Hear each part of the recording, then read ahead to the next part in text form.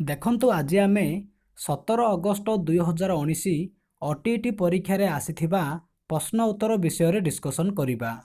ଏହି question answer ପୁଣି ଥରେ OTET ପରୀକ୍ଷାରେ ଆସିପାରେ।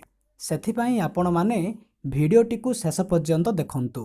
ଯଦି ଆପଣ ଭିଡ଼ିଓକୁ ଲାଇକ୍ କରିନାହାନ୍ତି ତାହେଲେ ଗୋଟିଏ ଲାଇକ୍ କରିଦିଅନ୍ତୁ।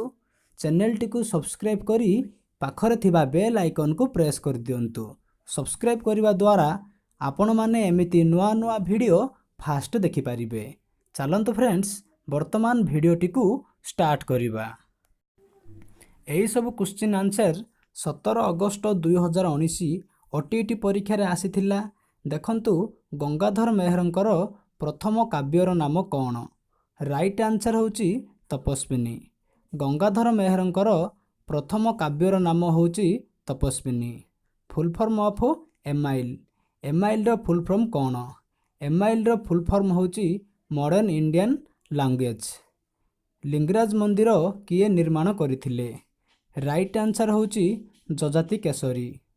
ଲିଙ୍ଗରାଜ ମନ୍ଦିର ଯଯାତି କେଶରୀ ନିର୍ମାଣ କରିଥିଲେ।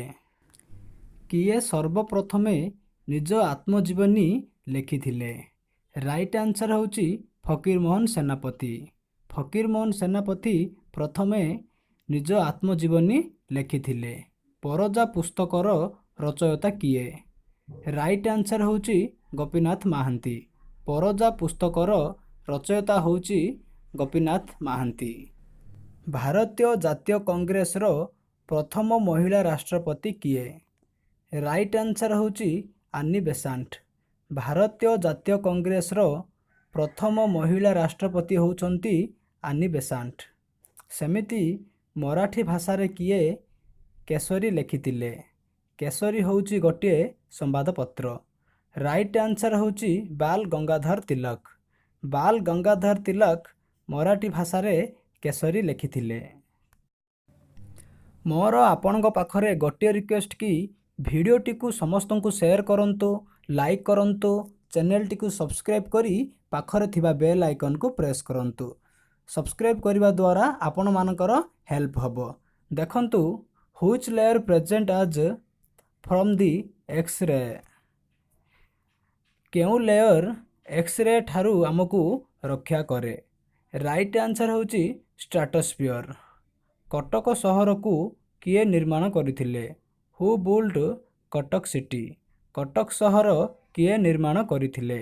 ରାଇଟ୍ ଆନ୍ସର ହେଉଛି ନୃପକେଶରୀ। ନୃପକେଶରୀ କଟକ ସହରକୁ ନିର୍ମାଣ କରିଥିଲେ। ଦିଲ୍ଲୀର ସୁଲତାନ ଶାସନର ପ୍ରତିଷ୍ଠାତା କିଏ? ରାଇଟ୍ ଆନ୍ସର ହେଉଛି କୁତବୁଦ୍ଦିନ ଆଇବାକ୍। ଦିଲ୍ଲୀର ସୁଲତାନ ଶାସନର ପ୍ରତିଷ୍ଠାତା ହେଉଛନ୍ତି Qutbuddin Aibak. Who said zone of proximal development theory? କିଏ zone of proximal development theory ବାହାର କରିଥିଲେ? ଆପଣମାନେ କମେଣ୍ଟ କରି ଜଣାନ୍ତୁ। କେଉଁ ସମ୍ବିଧାନରେ ଭୋଟ ଦେବାର ବୟସ 21ରୁ 18 ବୟସ କରାଯାଇଛି?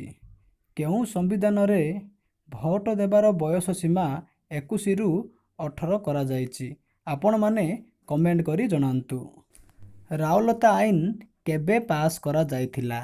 ରାଇଟ୍ ଆନ୍ସର ହେଉଛି 1919 ମସିହା। 1919 ମସିହାରେ ରାଉରକେଲା ଆଇନ ପାସ୍ କରାଯାଇଥିଲା। କିଏ ଭାଷାଗତ ସରକାରୀ ଅଧିକାରୀକୁ ନିଯୁକ୍ତି କରନ୍ତି? ରାଇଟ୍ ଆନ୍ସର ହେଉଛି ରାଷ୍ଟ୍ରପତି। ରାଷ୍ଟ୍ରପତି ଭାଷାଗତ ସରକାରୀ ଅଧିକାରୀକୁ ନିଯୁକ୍ତି କରନ୍ତି। ଭାରତକୁ ଆସିଥିବା ପ୍ରଥମ ଆଫଗାନିସ୍ତାନୀ ବ୍ୟକ୍ତି କିଏ? ଭାରତକୁ ଆସିଥିବା ପ୍ରଥମ ଆଫଗାନିସ୍ତାନୀ ବ୍ୟକ୍ତି କିଏ? ଆପଣମାନେ କମେଣ୍ଟ କରି ଜଣାନ୍ତୁ। ଅସହଯୋଗ ଆନ୍ଦୋଳନର ସ୍ଲୋଗାନ କ'ଣ ଥିଲା? ରାଇଟ୍ ଆନ୍ସର ହେଉଛି ବନ୍ଦେ ମାତରମ୍। ଅସହଯୋଗ ଆନ୍ଦୋଳନର ସ୍ଲୋଗାନ ଥିଲା ବନ୍ଦେ ମାତରମ୍। ସେମିତି ଆଲୁମିନିୟମ ଓ ସିଲିକନ୍ର ମିଶ୍ରଣରେ କ'ଣ ସୃଷ୍ଟି ହୁଏ? ରାଇଟ୍ ଆନ୍ସର ହେଉଛି ଗ୍ରାନାଇଟ୍। ଆଲୁମିନିୟମ ଓ ସିଲିକନ୍ର ମିଶ୍ରଣରେ ଗ୍ରାନାଇଟ୍ ସୃଷ୍ଟି ହୁଏ। ମୁଁ ଡେସ୍କ୍ରିପସନରେ ହ୍ୱାଟ୍ସଆପ୍ ଗ୍ରୁପ୍ ଲିଙ୍କ ଦେଇଦେଇଛି। ଆପଣମାନେ ହ୍ୱାଟ୍ସଆପ୍ ଗ୍ରୁପରେ ଜଏନ୍ ହୋଇଯାଆନ୍ତୁ। ଯଦି ଆପଣଙ୍କୁ ଭିଡ଼ିଓଟି ଭଲ ଲାଗିଛି ତାହେଲେ ଲାଇକ୍ କରନ୍ତୁ। ଭିଡ଼ିଓଟିକୁ ସମସ୍ତଙ୍କୁ ସେୟାର କରନ୍ତୁ।